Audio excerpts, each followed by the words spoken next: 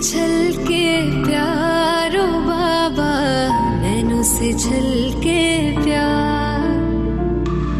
पाए है सुख संसार बाबा, पाए है सुख संसार।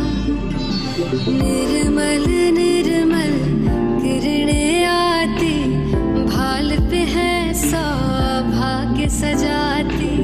तिलक लगाती सदा विजय का, शक्ति अनोखी है भर जाती।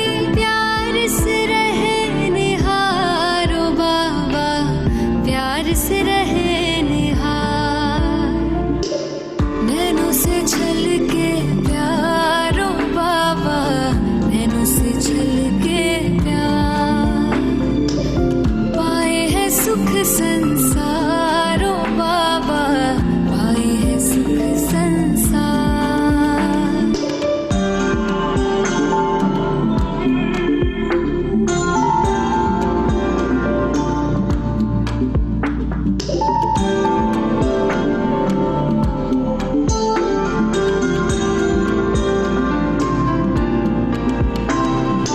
ऐसे पल फिर कब आएंगे, कल्प भर में ना पाएंगे।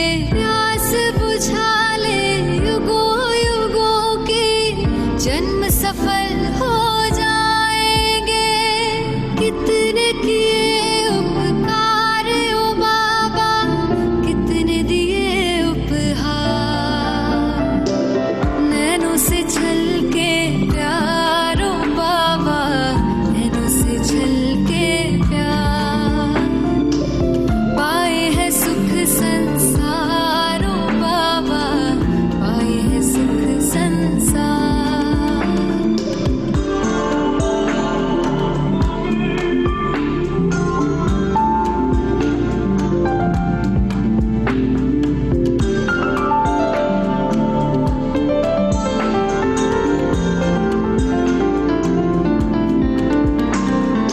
वरदानों से सजा रहे हो, अरमानों को खिला रहे हो। सागर भर भर के थालियां, ज्ञान रतन तुम लुटा रहे हो।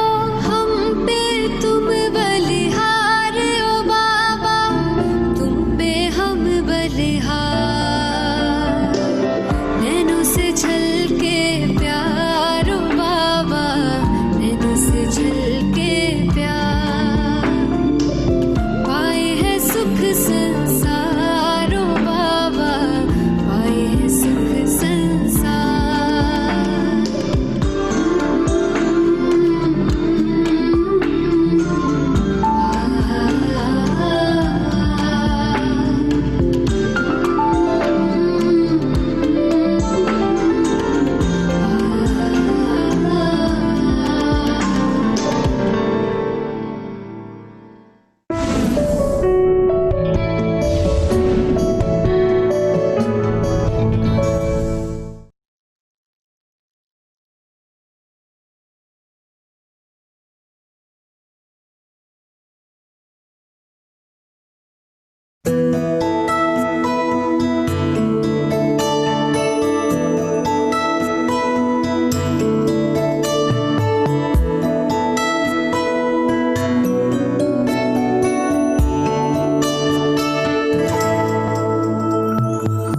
हम तो सदा महफूज हुए हैं दाता तेरी याद में।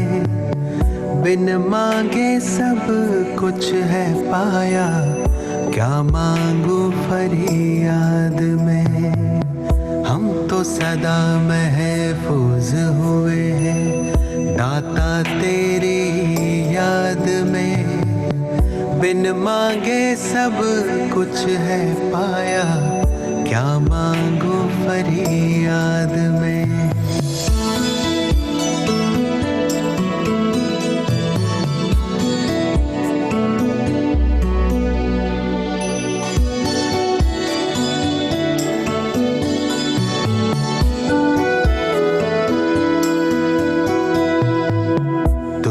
समझता करता मेरी हिफाजत है, तुझ पर ही तो हक है सारे, तू ही मेरी ताकत है, तू ही समझता दिल को हमारे, करता मेरी हिफाजत है, तुझ पर ही तो हक है सारे, तू ही मेरी ताकत है, तू ही सबसे पहले दिल में, बाकी सब है बाद में, हम तो सदा महफूज हुए हैं भगवन तेरी याद में, तू ही सबसे पहले दिल में, बाकी सब है बाद में, हम तो सदा महफूज हुए हैं भगवन तेरी याद में।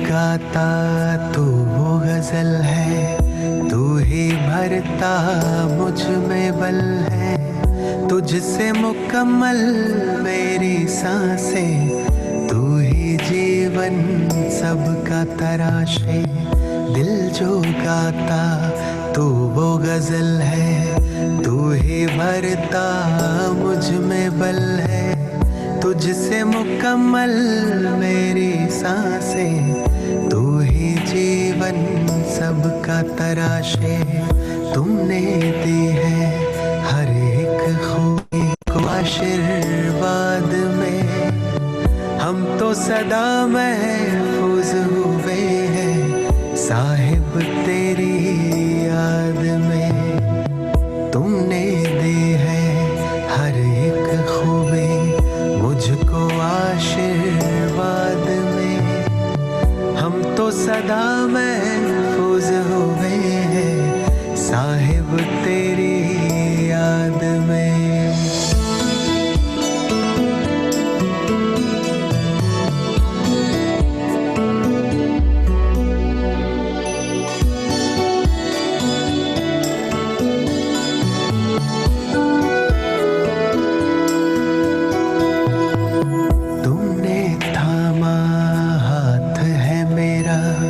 इस बदलते दौर में तू ही मेरे मन का सुकून है, दुनिया के इस शोर में तुमने थामा हाथ है मेरा, इस बदलते दौर में तू ही मेरे मन का सुकून है, दुनिया के इस शोर में पाए हैं तुमसे सभी खजाने, मैंने जायदाद में, हम तो सदा महफूज हुए हैं ईश्वर तेरी याद में, पाए हैं तुमसे सभी खजाने, मैंने जायदाद में, हम तो सदा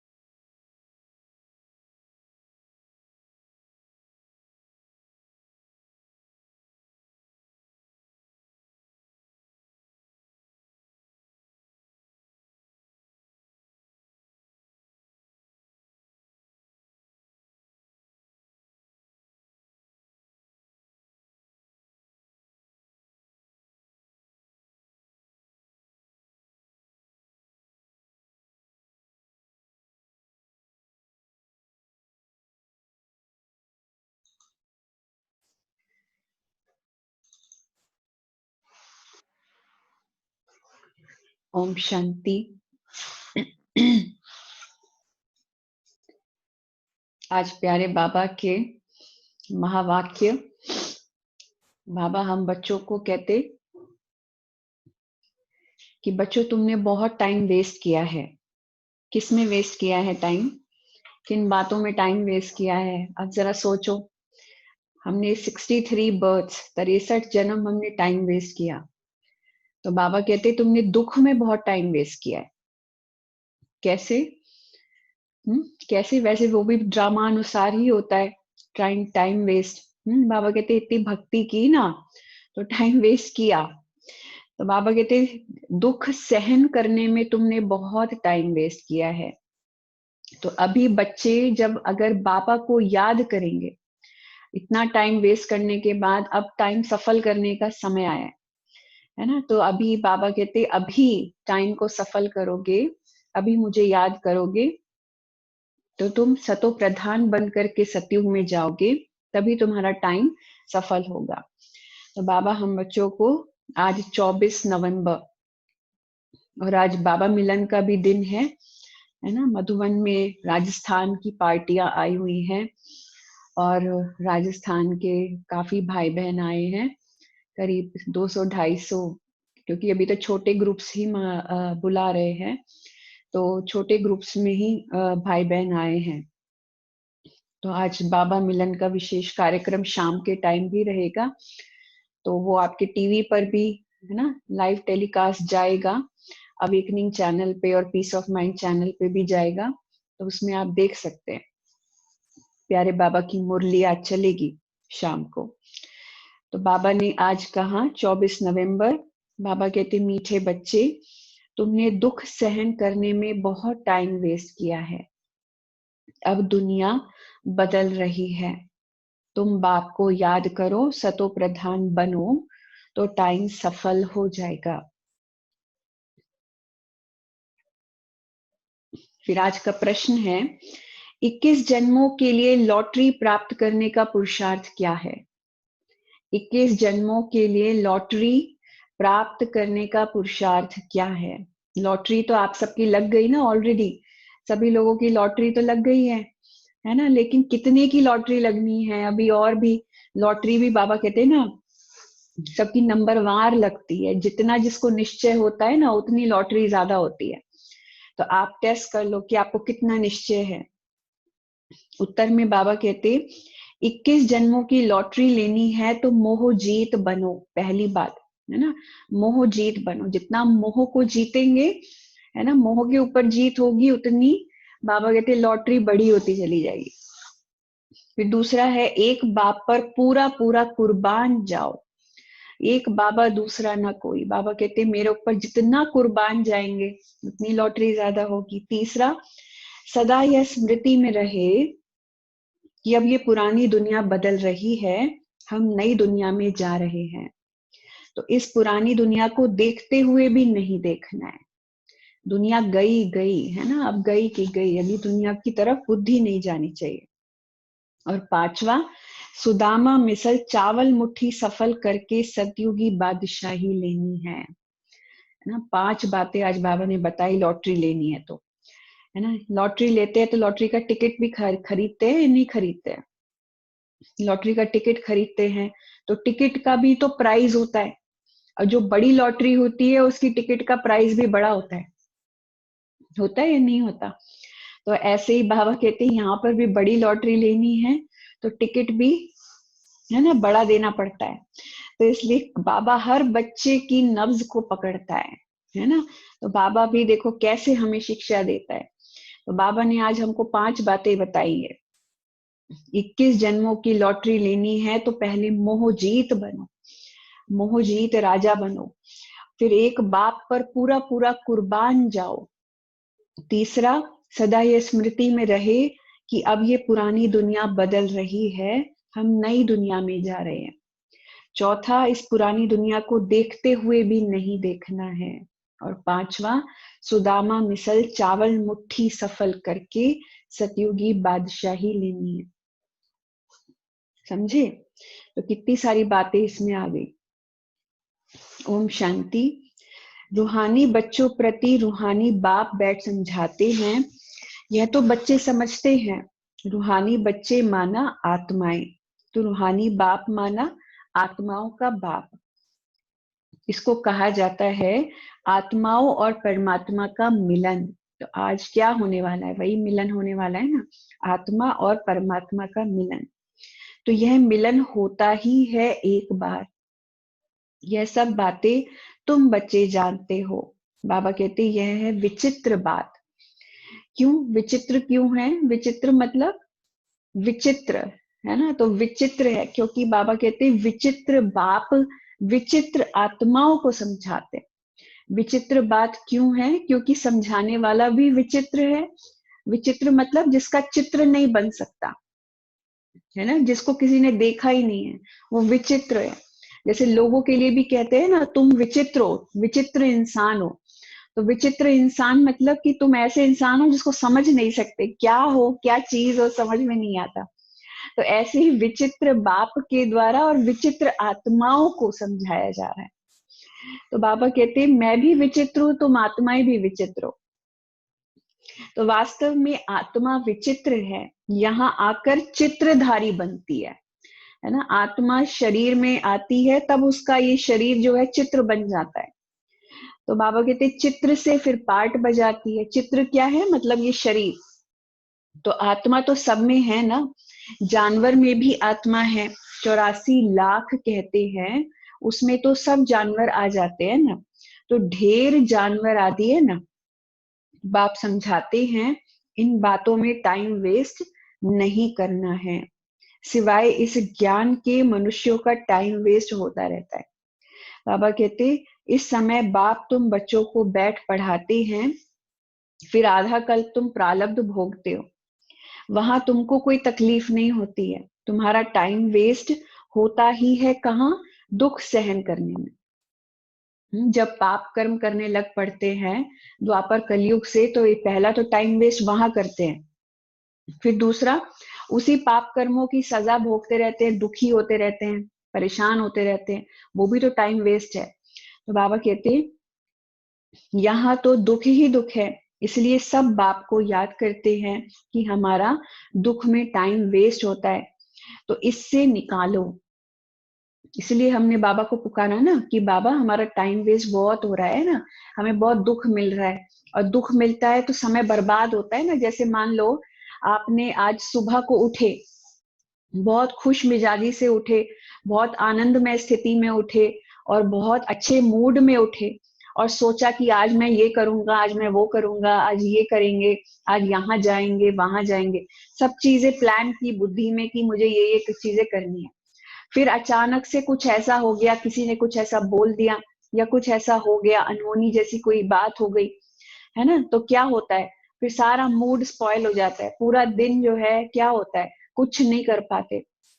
कोई एक संकल्प किसी ने ऐसा दे दिया ना जो आप खुद को पसंद नहीं आया, तो पूरा दिन उसके बारे में सोचते रहेंगे, दुखी होते रहेंगे, रोते रहेंगे, अंदर ही अंदर दुख मान के बैठे रहेंगे। तो टाइम वेस्ट कर दिया ना, सारा पूरा 24 घंटे बर्बाद कर दिया आपने। तो इसलिए फिर क्या होता है, फिर अगला दिन भी वही बात सोचते रहते हैं। तो बाबा कहते तुमने छोटी छोटी बातों को लेकर के, बातों को खींच खींच के पहले बड़ा बनाया, फिर अपना समय बर्बाद किया उस दुख में, पूरा अपना टाइम वेस्ट कर देते हैं। जबकि अगर कोई बात है ऐसी, तो ये सोचो कि आसानी से इससे बाहर कैसे आया जा सकता है, आसान तरीका क्या है इस बात को सॉल्व करने का। लेकिन उसके दुख में हम घूमते रहते हैं, दुख में समय बर्बाद करते रहते हैं, है ना। तो बाबा कहते हैं तुमने कितना टाइम वेस्ट किया है दुखी होकर के, तो इसलिए अब तुम इससे बाहर निकलो। सुख में कभी टाइम वेस्ट नहीं करेंगे। अगर आपने वही पूरा दिन सुख में बिताया होता, खुशी में बिताया होता, आनंद में स्थिति में बिताया होता, अपनी फैमिली के साथ टाइम स्पेंड किया होता, तो आपको क्या होता था, रात को जब सोते थे तो रात को सोचते थे आज मैंने कितना कुछ किया, आज का दिन कितना अच्छा बीता। तो क्या सुख में बीता ना, तो इसलिए क्या अंदर में क्या फीलिंग आती है कि आज का टाइम मेरा सफल हो गया। तो सुख में जो दिन बीतते हैं उसको हम टाइम सफल होना कहेंगे। लेकिन अगर दुख में हमने अपना समय बिताया, बाबा कहते 1 घंटा 1 घड़ी भी अगर दुख में बिताई है, अंदर में कोई दुख मान के बिताई है, तो वो टाइम वेस्ट है। इसलिए दुख नहीं मानो किसी भी बात का, किसी भी फीलिंग्स में नहीं आओ। ये बहुत इंपॉर्टेंट पॉइंट है। इस पॉइंट के बारे में गहराई से आप लोग चिंतन करना कि हम लोग कितना छोटी छोटी बातों को लेके दुखी होकर के फिर अपना समय बर्बाद करते हैं। इसलिए आगे बढ़ते रहो, कभी भी दुख में है ना अपने आप को, है ना, व्यर्थ नहीं टाइम को गवाओ।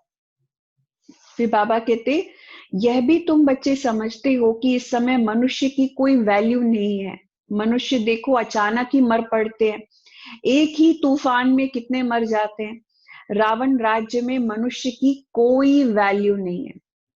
तो अभी बाप तुम्हारी कितनी वैल्यू बनाते हैं, वर्थ नॉट अ पेनी से वर्थ पाउंड बनाते हैं। शिव बाबा हमको जहाँ बाबा कहते हैं आज के मनुष्य की कौड़ी जितनी भी वैल्यू नहीं है ना, तो आज वर्थ नॉट अ पेनी से बाबा हमें वर्थ पाउंड बनाते हैं, कितना लायक बना देते हैं।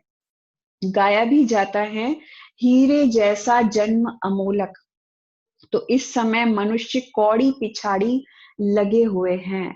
हाँ, तो करके लखपति करोड़पति पदमपति बनते हैं, उन्हों की सारी बुद्धि उसमें ही रहती है।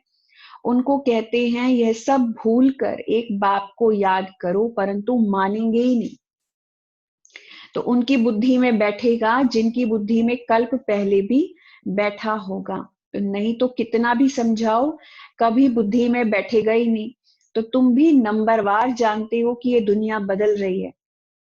बाहर में भल तुम लिख दो कि दुनिया बदल रही है, फिर भी बाबा कहते लोग समझेंगे ही नहीं जब तक तुम किसको समझाओ। अच्छा, बाबा कहते कोई समझ जाए फिर उनको समझाना पड़े। बाप को याद करो, सतो प्रधान बनो। नॉलेज तो बहुत सहज है। यह सूर्यवंशी चंद्रवंशी घराना, है ना, ये सारी चीजें आपको समझाई गई है ना, तो कितनी आसान है। तो बाबा कहते अभी ये दुनिया बदल रही है, बदलने वाला एक ही पाप है, यह भी तुम यथार्थ रीति जानते हो। सो भी नंबरवार पुरुषार्थ अनुसार। माया पुरुषार्थ करने नहीं देती। फिर समझते हैं ये भी ड्रामा अनुसार इतना पुरुषार्थ नहीं चलता है ना। माया पुरुषार्थ नहीं करने देती है तो हम उसमें भी ड्रामा को कह देते हैं कि ड्रामा में शायद हमारा पुरुषार्थ है ही नहीं, इतना ही पुरुषार्थ है।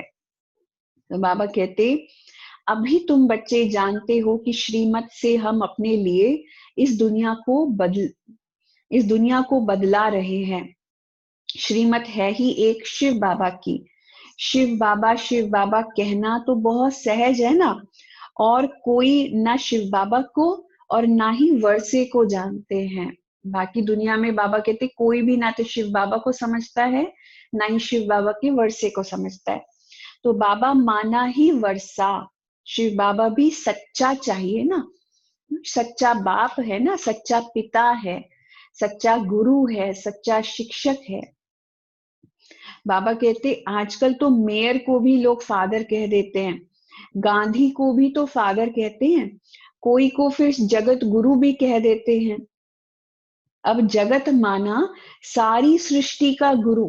अगर हम किसी को जगत गुरु कहते हैं तो जगत गुरु मतलब सारी सृष्टि का जो गुरु हुआ, सारे जगत का गुरु। तो सारे जगत की सदगति क्या वो कर सकता है, तो उसको जगत गुरु क्यों कहते हैं। बाबा कहते वह कोई मनुष्य तो हो ही नहीं सकता। सारी जगत का उद्धार करने वाला तो एक भगवान है, तो वो जगत गुरु क्या करेगा। जिसका खुद ही उद्धार नहीं हुआ तो वो जगत गुरु कैसे बन गया। तो बाबा कहते वह कोई मनुष्य तो कैसे हो सकता है, जबकि पतित पावन सर्व का सदगति दाता तो एक ही बाप है। बाप तो है निराकार, फिर कैसे लिबरेट करते हैं। दुनिया बदलती है तो जरूर एक्ट में आएंगे, तब तो पता पड़ेगा ना। तो ऐसे नहीं कि प्रलय हो जाती है फिर बाप नई सृष्टि रचते हैं। ऐसा नहीं होता कि सारी सृष्टि जलमय हो गई और बाबा भगवान ने नई पृथ्वी जो है, ब्रांड न्यू पृथ्वी जो है लॉन्च की। ऐसा नहीं होता है। यही पृथ्वी होती है, इसी पृथ्वी पर विनाश होता है, इसी पृथ्वी पर सब कुछ होता है, अदली बदली होती है। सारा परिवर्तन का खेल चलता है। इसी सृष्टि के ऊपर पांचों तत्व जो है प्रकृति के, वो सारी चीजें जो यहाँ फैली हुई है उन सबकी सफाई कर देते हैं। हाँ, और पृथ्वी को एकदम ब्रांड न्यू फिर से बना देते हैं। तो बाबा कहते शास्त्रों में दिखाया है बहुत बड़ी प्रलय होती है, फिर पीपल के पत्ते पर कृष्ण आता है। बाबा कहते परंतु बाप समझाते हैं ऐसे तो है ही नहीं। गाया जाता है वर्ल्ड की हिस्ट्री ज्योग्राफी रिपीट तो प्रलय हो ही ना सके। बाबा कहते कि जब हर चीज हिस्ट्री रिपीट्स इटसेल्फ, हम कहते हैं ना हिस्ट्री अपने आप को रिपीट करती है, तो जब हिस्ट्री अपने आप को रिपीट कर रही है तो फिर प्रलय कैसे हो सकती है। बाबा कहते सारी सृष्टि समाप्त हो जाए, सब कुछ जलमय हो जाए, खत्म हो जाए, तो ऐसे कैसे हो सकता है। तो तुम्हारे दिल में है कि अभी ये पुरानी दुनिया बदल रही है, ये सब बातें बाप ही आकर समझाते हैं। यह लक्ष्मी नारायण है नई दुनिया के मालिक। तुम चित्रों में भी दिखलाते हो कि पुरानी दुनिया का मालिक है रावण। राम राज्य और रावण राज्य गाया जाता है ना, ये बातें तुम्हारी बुद्धि में है कि बाबा पुरानी आसुरी दुनिया को खत्म करके नई दैवी दुनिया स्थापन कर रहे हैं। तो बाप कहते हैं मैं जो हूं जैसा हूं कोई विरला ही समझते हैं। मैं क्या हूं, मैं क्या करता हूं, ये हर एक कोई समझ नहीं सकता। वह भी तुम नंबरवार पुरुषार्थ अनुसार जानते हो। जो अच्छे पुरुषार्थी है उनको बड़ा अच्छा नशा रहता है। याद के पुरुषार्थी को रियल नशा चढ़ेगा। 84 के चक्र की नॉलेज समझाने में इतना नशा नहीं चढ़ता है जितना याद की यात्रा में चढ़ता है। बाबा कहते मूल बात है ही पावन बनने की। पुकारते भी हैं आकर पावन बनाओ, ऐसा नहीं पुकारते कि आकर विश्व की बादशाही दो। बाबा कहते भक्ति मार्ग में कथाएं भी कितनी सुनते हैं, सच्ची सच्ची सत्यनारायण की कथा तो बाबा कहते यह है। अभी जो आप सुन रहे हो ये सच्ची सच्ची सत्यनारायण की कथा है। तो वह कथाएं तो जन्म जन्मांतर सुनते सुनते नीचे ही उतरते आए हैं। इतनी कथाएं सुनी तो उद्धार क्यों नहीं हुआ। इतनी कथाएं सुनी, इतने शास्त्र पढ़े, इतने मंदिरों के चक्कर लगाए, इतनी भक्ति की, इतनी आरतियां गाई हैं, तो गुस्सा क्यों नहीं भागा अब तक। गुस्सा क्यों आता है, चिड़चिड़ापन क्यों आता है, गलत काम क्यों हो जाते हैं, विकर्म क्यों हो जाते हैं, पाप कर्मों से मुक्ति क्यों नहीं होती, मन क्यों भटकता रहता है अभी भी। तो ये सब अभी भी होता था ना, इतना कुछ करते हो फिर भी ये सब होता है। तो क्यों होता है। बाबा कहते क्योंकि ये सब करते करते नीचे उतरते आए हो, विकर्म करते करते विकर्मों की आदत पड़ी है। और भक्ति तो केवल दिखावे के लिए करते हैं। हाँ, भक्ति तो कोई सच्चे दिल से जो भक्ति करेगा वो परिवर्तन भी तो आएगा ना फिर उसके अंदर। तो बाबा कहते भारत में ही ये कथाएं सुनने का रिवाज है, और कोई खंड में कथाएं आदि नहीं होती हैं। भारत को ही रिलीजियस मानते हैं। ढेर के ढेर मंदिर भारत में है। क्रिश्चियंस की तो एक ही चर्च होती है, तो यहाँ तो किस्म किस्म के ढेर मंदिर हैं। कितने भगवान हैं और हर भगवान के डिफरेंट डिफरेंट टाइप के रूप है। हर भगवान को रूप भी अनेक दिए हैं, तो इसलिए इतने रूपों में भी फिर उनके मंदिर बनाए। तो बाबा कहते वास्तव में एक ही शिव बाबा का मंदिर होना चाहिए। नाम भी तो एक का होना चाहिए। यहाँ तो ढेर नाम है। विलायत वाले भी यहाँ मंदिर देखने आते हैं। बेचारों को ये पता ही नहीं है कि प्राचीन भारत कैसा था। 5000 वर्ष से तो पुरानी कोई चीज होती ही नहीं है। बाबा ने कहा कि 5000 ईयर्स ओल्ड कोई चीज और 5000 साल से पुरानी कोई चीज तो दुनिया में है ही नहीं। वह तो समझते हैं कि लाखों वर्ष की पुरानी चीज मिल गई। बाप समझाते हैं ये मंदिर में चित्र आदि जो बने हैं ना, उनको अभी 2500 वर्ष ही हुए हैं, है ना। जो मंदिर में देवताएं जो दिखाए हैं उनको गए हुए कितना समय हुआ है, 2500 साल ही हुए हैं। तभी वो देवी देवताएं थे। पहले पहले शिव की ही पूजा होती थी। वह है अव्यभिचारी पूजा। अव्यभिचारी पूजा मतलब एक शिव बाबा की पूजा। वैसे ही अव्यभिचारी ज्ञान भी कहा जाता है। ज्ञान भी अव्यभिचारी होना चाहिए ना। ज्ञान भी ऐसा होना चाहिए जो एक की तरफ हमें लेके जाए। जो अनेकों की में हमारी बुद्धि भटकाए, तो ऐसा ज्ञान नहीं होता है। बाबा कहते पहले अव्यभिचारी पूजा, फिर है व्यभिचारी पूजा। अब तो देखो पानी मिट्टी की पूजा करते रहते हैं, हाँ? पानी की भी पूजा करते, मिट्टी की भी पूजा करते, पेड़ों की भी पूजा करते, जानवरों की भी पूजा करते हैं। किस किस चीज की पूजा करते हैं? कोई मतलब कोई धनी धोड़ी नहीं है, कोई चीज नहीं है फिक्स की क्या कौन मेरा भगवान है, किस चीज की आराधना करनी चाहिए। सूरज को भी जल चढ़ाते हैं तो चांद को भी याद करते हैं, है ना। तो बाबा कहते हैं हर चीज, तत्वों की पूजा, इंसानों की पूजा, भूत पूजा शुरू हो गई। तो अभी बेहद का बाप कहते हैं तुमने कितना धन भक्ति मार्ग में गवाया है, कितने अथाह शास्त्र, अथाह चित्र हैं, गीताएं कितनी ढेर की ढेर होंगी। और देखो कितनी कितनी आत्माओं ने गीता को लेकर के अपने खुद के इंटरप्रिटेशन से गीता को कितना चेंज किया है। आप महाभारत की कहानियां ही सुन लो, हर व्यक्ति ने महाभारत की कहानी को अपने ढंग से सुनाया है। तो अगर कोई कहानी रियलिटी है तो रियलिटी को तो आप बार बार बदल नहीं सकते ना। रियलिटी तो रियलिटी है, जो हुआ है वो एक ही चीज हुई है ना, उसको आप अदली बदली कैसे कर सकते हो। तो गीता के ज्ञान के इतने सारे इंटरप्रिटेशन है, कितनी कहानियों के अलग अलग तरीके बना दिए हैं, अलग अलग स्टोरी उसमें जोड़ दी है। तो बाबा कहते कितनी ढेर की ढेर बातें बना दी है। तो इन सब पर खर्चा करते करते देखो तुम क्या हो गए हो। अच्छा, इन सब के बारे में इतना सब कुछ बनाने के बाद भी हालत क्या हुई है खुद की। बाबा कहते ये खर्चा भी किया और फिर हालत भी क्या हो गई अपनी। तो कल तुमको डबल सिरताज बनाया था, फिर तुम कितने कंगाल हो गए हो। कल की तो बात है ना, तुम भी समझते हो बरोबर हमने 84 का चक्र लगाया है। अभी हम फिर से यह बन रहे हैं, बाबा से वर्षा ले रहे हैं। बाबा घड़ी घड़ी ताकीद करते हैं, मतलब पुरुषार्थ कराते हैं। गीता में भी अक्षर है ना, मन मना भव। कोई कोई अक्षर ठीक है, प्रायः कहा जाता है ना, कहते हैं ना प्रायः, प्रायः लोप कहा जाता है। तो बाबा कहते हैं यानी देवी देवता धर्म है ही नहीं, बाकी सिर्फ चित्र रह गए हैं। तो प्रायः लोप हो चुका है देवी देवता धर्म। तुम्हारा यादगार देखो कैसे अच्छा बना हुआ है। तुम समझते हो अभी हम फिर से स्थापना कर रहे हैं, फिर भक्ति मार्ग में हमारे ही एक्यूरेट यादगार बनेंगे।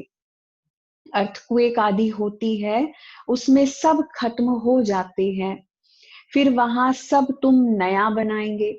हुनर तो वहां रहता है ना, सतयुग में रियल हुनर, टैलेंट रहता है और रिफाइंड टैलेंट होता है वहां पे। बाबा कहते हैं हीरे काटने का भी हुनर होता है। हीरा जो काटा जाता है ना, तराशा जाता है, उसके अंदर कौन से कट से ज्यादा रोशनी निकलेगी। तो जो हीरे में इसलिए कट लगाए जाते हैं ताकि उसमें से जो रोशनी निकल के बाहर निकलती है ना, हीरा उसी से चमकता है। तो वो जो चमक होती है वो रोशनी कैसे हीरे के कट से बाहर निकलती है। तो इसलिए बाबा कहते हैं उस हीरे को काटने का भी हुनर होता है, कला है। यहाँ भी हीरो को काटते हैं फिर बनाते हैं। हीरे काटने वाले भी बड़े एक्सपर्ट होते हैं, वह फिर वहां जाएंगे, वहां यह सब हुनर जाएगा। तुम जानते हो वहां कितना सुख होगा। इन लक्ष्मी नारायण का राज्य था ना, नाम ही है स्वर्ग। 100% सॉल्वेंट। बाबा कहते हैं अभी तो है इंसॉल्वेंट, अभी सब इंसॉल्वेंट बन गए हैं। वहां क्या होंगे, 100% सॉल्वेंट, मतलब कि माला माल होंगे, 100% साहूकार अमीर होंगे। और अभी हम क्या बन गए, 100% इंसॉल्वेंट बन गए। इंसॉल्वेंट मतलब कंगाल बन गए। भारत में जवाहरात का बहुत फैशन है, जो परंपरा चला आता है। आप देखो बाकी दुनिया में इतने जवाहरात पहनने का, ऊपर से लेके नीचे तक इतने ऑर्नामेंट्स, इतने आभूषण पहनने का कहीं रिवाज नहीं है जितना भारत में है। पूरे भारत में सब, जितनी भी बहनों को आप देखो, चाहे भाइयों को भी देखो, राजे रजवाड़े जो ऊपर से लेके नीचे तक वो कितने ऑर्नामेंट्स पहनते थे। कोई एक स्थान भी खाली नहीं होता था शरीर में, है ना, हर चीज का ऑर्नामेंट है। माथे पर क्राउन है, तो कानों में कुंडल है, तो नाक में नथनी है ना, तो गले में हार है ना, माथे पर बिंदी भी कितनी सुंदर जो है बनती है। फिर उसके बाद बालों का भी श्रृंगार है, बालों के भी ऑर्नामेंट्स हैं, कांधे के बाजू बंद हैं, कमर के भी जो है ऑर्नामेंट्स हैं, फिर नीचे पायल पाजेब और कितनी सारे ऑर्नामेंट्स जो है। बाबा कहते ऊपर से लेके नीचे तक इतने ऑर्नामेंट्स पहनने वाले कहाँ पर मिलेंगे? कोई पहनता है इतने? कोई भी नहीं पहनता। हमारे देवी देवताओं को दिखाया ना, कितना ऊपर से लेके नीचे तक सुसज्जित है। तो कितने, देखो कितना मालामाल भगवान ने हमें बनाया। वो कहते हैं ना, तुम मेरा बन के रहो तो मैं तुझे ऊपर से लेके नीचे तक सोने में लाद दूंगा। तो बाबा ने सच में हम बच्चों को ऊपर से लेके नीचे तक सोने में हीरे जवाहरातों से लाद दिया। तो उसकी यादगारें हमारे देवी देवताएं हैं, देखो कितने सुसज्जित, कितने सुंदर लगते हैं। तो तुम बच्चों को कितनी खुशी रहनी चाहिए। तुम जानते हो यह दुनिया बदल रही है, अब स्वर्ग बन रहा है, उसके लिए हमको पवित्र जरूर बनना है, दैवी गुण भी धारण करने हैं। इसलिए बाबा कहते हैं चार्ट जरूर लिखो। हम आत्मा ने कोई आसुरी एक्ट तो नहीं किया, अपने को आत्मा पक्का करो। इस शरीर से कोई विकर्म तो नहीं किया, अगर किया तो रजिस्टर खराब हो जाएगा। यह है 21 जन्मों की लॉटरी, यह भी रेस है। घोड़े की दौड़ होती है ना, तो इसको कहते हैं राजस्व अश्वमेघ अविनाशी रुद्र गीता ज्ञान यज्ञ, है ना। तो ये कौन सा यज्ञ है? बाबा कहते ये यज्ञ ही बहुत श्रेष्ठ है, महान है, बहुत यज्ञ विचित्र यज्ञ है। तो बाबा कहते इसको कहते हैं राजस्व अश्वमेघ अविनाशी रुद्र गीता ज्ञान यज्ञ। तो स्वराज्य के लिए अश्व यानी तुम आत्माओं को दौड़ी लगानी है, अब वापस घर जाना है। उसको स्वीट साइलेंस होम कहा जाता है। यह अक्षर तुम अभी सुनते हो। अब बाप कहते हैं बच्चे खूब मेहनत करो, राजाई मिलती है कम बात थोड़ी है। मैं आत्मा हूं, हमने इतने जन्म लिए हैं। अब बाप कहते तुम्हारे 84 जन्म पूरे हुए। हाँ, अब फिर पहले नंबर से शुरू करना है। नए महलों में जरूर बच्चे ही तो बैठेंगे, पुराने में तो नहीं बैठेंगे। ऐसे तो नहीं खुद पुराने में बैठे और नए में किराए वालों को बिठाएंगे। बाबा कहते तुम जितनी मेहनत करेंगे इस दुनिया के मालिक बनेंगे, नई दुनिया के मालिक बनेंगे। नया मकान बनता है तो दिल होती है पुराने को छोड़ नए में बैठे। बाप बच्चों के लिए नया मकान बनाते ही तब है जब पहला मकान पुराना होता है, तो वहां किराए पर देने की तो बात ही नहीं है। बाबा कहते जैसे वो लोग मून पर प्लॉट लेने की कोशिश करते हैं, तुम फिर स्वर्ग में प्लॉट ले रहे हो। हाँ, बाबा कहते दुनिया के लोग तो मून पर मार्स पर प्लॉट लेने की बात कर रहे हैं कि धरती को छोड़ो अभी हम चांद पे जाएंगे या फिर मंगल ग्रह पे जाके रहेंगे। लेकिन हम बच्चे क्या प्रयास कर रहे हैं, इसी दुनिया को हम स्वर्ग बना के यहीं पर हम अपना बड़ा प्लॉट लेंगे, है ना। उनको जाने दो, वो तो परम धाम जाके बैठ जाने वाले हैं। तो बाबा कहते तुम तो इसी धरती पर प्लॉट लोगे। फिर जितना जितना ज्ञान और योग में रहेंगे उतना पवित्र बनेंगे। यह है राजयोग, कितनी बड़ी राजाई मिलेगी। बाबा कहते बाकी यह जो मून आदि पर प्लॉट ढूंढते रहते हैं ना, वे सब व्यर्थ है, वेस्ट है। तो यही चीजें जो सुख देने वाली है वही फिर उनका विनाश करेंगी, यही फिर दुख देने वाली चीजें बन जाएंगी। तो जिन जो चीजें बना रहे हैं ना आज दूसरों को मारने के लिए, वो उन्हीं के लिए ही सबसे ज्यादा दुख देने वाली बन जाएगी। तो आगे चलकर लश्कर आदि सब कम हो जाएगा। बाबा कहते बॉम्ब्स से ही फटाफट काम होता चला जाएगा। बॉम्ब्स जो इतने बनाए हैं उससे सारी दुनिया पे विनाश होगा। तो ये ड्रामा तो बना हुआ है, समय पर अचानक विनाश होता है, फिर सिपाही आदि भी मर जाते हैं। तुम अब फरिश्ते बन रहे हो, तुम जानते हो हमारे खातिर ये विनाश होता है। हाँ, हमारे लिए हो रहा है, जो कुछ हो रहा है ये ड्रामा हमारे लिए बना हुआ है। तो ड्रामा में पार्ट है, पुरानी दुनिया खल्लास हो जाती है। जो जैसा कर्म करते हैं ऐसा तो भोगना है ना। तो अब समझो सन्यासी अच्छे हैं, जन्म तो फिर भी उनका किसके पास होता है? गृहस्थियों के पास लेंगे। श्रेष्ठ जन्म तो तुमको नई दुनिया में मिलना है। फिर भी बाबा कहते संस्कार अनुसार जाकर के वह बनेंगे। अगर राजाई संस्कारों के साथ जाएंगे तो राजा बनेंगे, प्रजा के संस्कारों के साथ जाएंगे तो प्रजा बनेंगे। तो बाबा कहते जन्म तो तुम्हें वहां राजाई का मिलता है, लेकिन सन्यासियों के साथ ऐसा नहीं होता। सन्यासी क्या करते हैं? सन्यासी भले त्याग करते हैं, भले ही तपस्या करते हैं, पवित्र भी रहते हैं, लेकिन वो शरीर छोड़ेंगे तो देवताओं के पास जाके जन्म नहीं लेंगे, देवता नहीं बनेंगे। कहाँ जाके जन्म लेंगे? गृहस्थियों के पास ही जाके जन्म लेंगे। बाबा कहते हैं फिर भी वो विकार से ही जन्म लेंगे। तो ये भी कितनी वंडरफुल देखो बातें हैं। तो तुम अभी संस्कार ले जाते हो नई दुनिया के लिए। जन्म भी जरूर भारत में लेंगे। जो बहुत अच्छे रिलीजियस माइंडेड होंगे उनके पास जाकर के जन्म लेंगे, क्योंकि तुम कर्म ही ऐसे करते हो। जैसे जैसे संस्कार उस अनुसार जन्म होता है। तुम बहुत ऊंच कुल में जाकर के जन्म लेंगे। तुम्हारे जैसा कर्म करने वाला तो कोई होगा ही नहीं। जैसी पढ़ाई, जैसी सर्विस, वैसा जन्म। समझे? तो मरना तो बहुतों को है। पहले बाबा कहते रिसीव करने वाले भी जाने हैं। हाँ, कितनी ये बात समझ में आई कि कोई आत्माएं तो ऐसी भी होंगी ना जो दूसरी आत्माओं को रिसीव करेंगी। तो बाबा कहते हैं रिसीव करने वाली आत्माएं भी तो चाहिए ना, जो जन्म दे हम लोगों को। तो ऐसी आत्माएं भी तो चाहिए, तो वो आत्माएं भी तो पवित्र होनी चाहिए। तो बाप समझाते हैं अब ये दुनिया बदल रही है। बाप ने तो साक्षात्कार कराया है। बाबा अपना भी मिसाल बताते हैं। देखा 21 जन्मों के लिए राजाई मिलती है, तो उसके आगे ये 10-20 लाख क्या है? अल्फ को मिली बादशाही और बे को मिली गदाई। बाबा ने जो है ना ये अल्फ और बे की बात तो हमें समझाई है, लेकिन जो क्या कहते हैं बाबा ब्रह्मा बाबा जो है एक कहते थे ना, एक बाबा ने कहा अल्फ को अल्लाह मिला, बे को मिली झूठी बादशाही।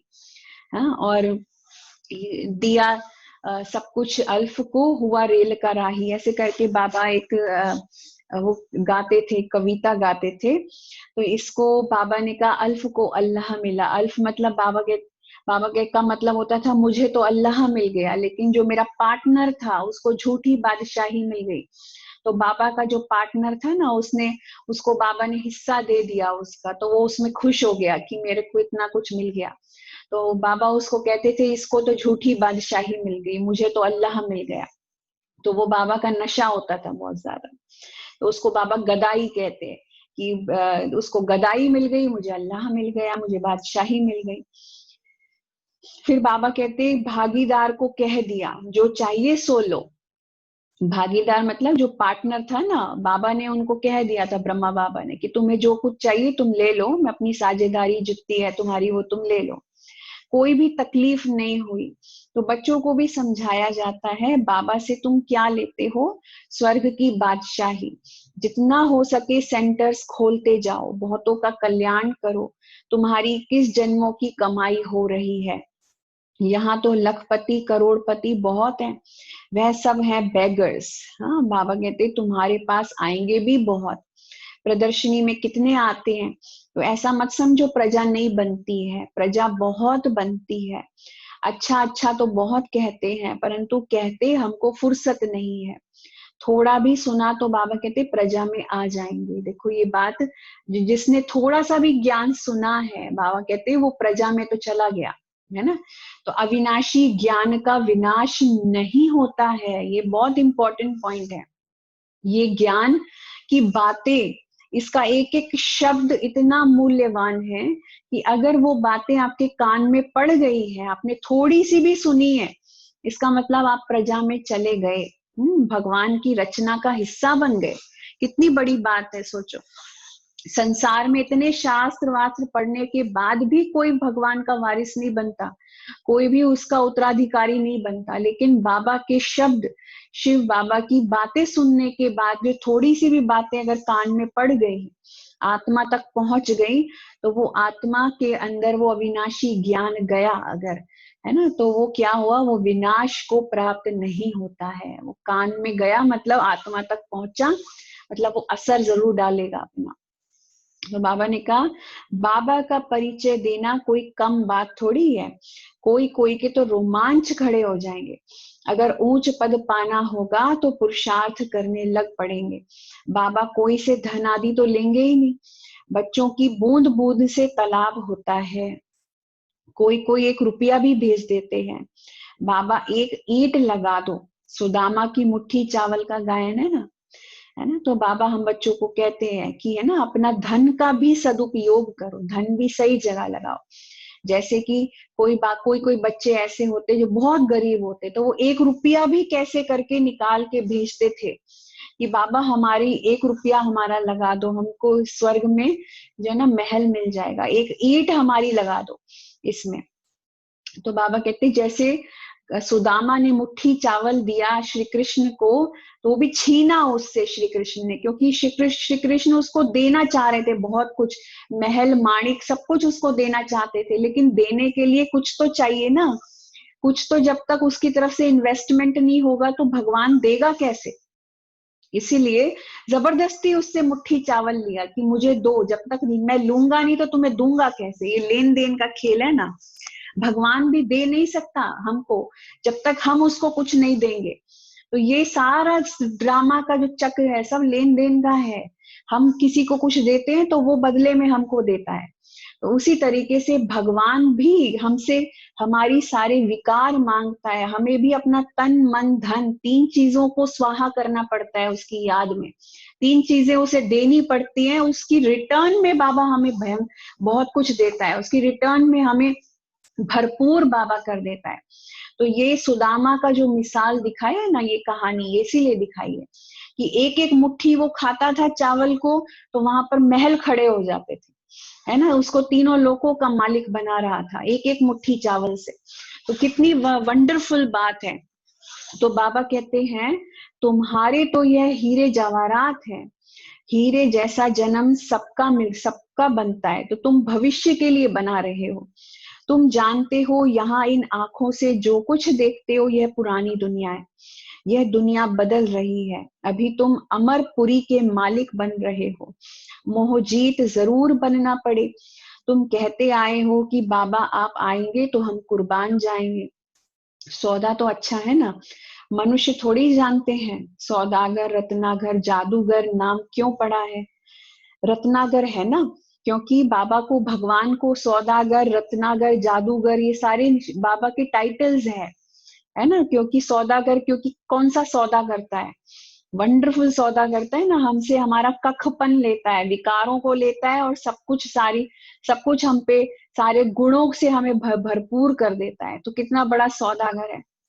रत्नागर है, रत्नों की थालियां भर भर के हमें देता है।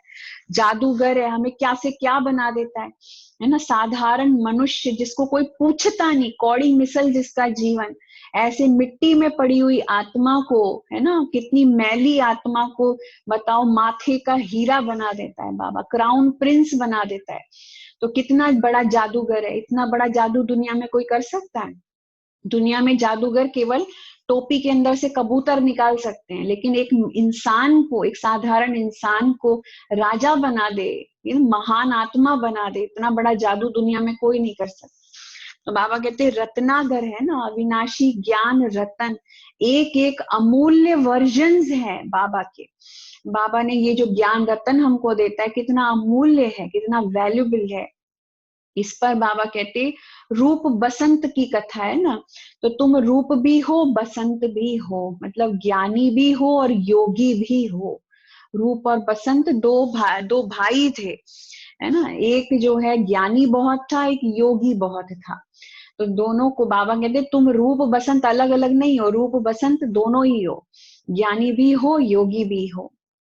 अच्छा, मीठे मीठे सिक्की लदे बच्चों प्रति माता पिता बाप दादा का याद प्यार और गुड मॉर्निंग। रूहानी बाप की रूहानी बच्चों को नमस्ते। हम रूहानी बच्चों की रूहानी माता पिता बाप दादा को याद प्यार गुड मॉर्निंग और नमस्ते। तो धारणा के लिए मुख्य सार पहला पॉइंट है, अब इस शरीर से कोई भी विकर्म नहीं करना है। बाबा कहते हैं ऐसी कोई आसुरी एक्ट ना हो जिससे रजिस्टर खराब हो जाए, है ना। कोई ऐसा काम नहीं करना जिससे रजिस्टर खराब हो। दूसरा पॉइंट है, एक बाप की याद के नशे में रहना है। पावन बनने का मूल पुरुषार्थ जरूर करना है। कौड़ियों के पिछाड़ी अपना अमूल्य समय बर्बाद ना करके श्रीमत से जीवन श्रेष्ठ बनानी है। समझे। फिर वरदान है, स्वयं को मोल्ड करके रियल गोल्ड बन हर कार्य में सफल होने वाले स्वपरिवर्तक भव। स्वयं को मोल्ड करके रियल गोल्ड बन करके हर कार्य में सफल होने वाले स्वपरिवर्तक भव। तो हमें मोल्ड करना है ना, जो मोल्ड हो जाता है वही गोल्ड बनता है। गोल्ड की क्वालिटी क्या है?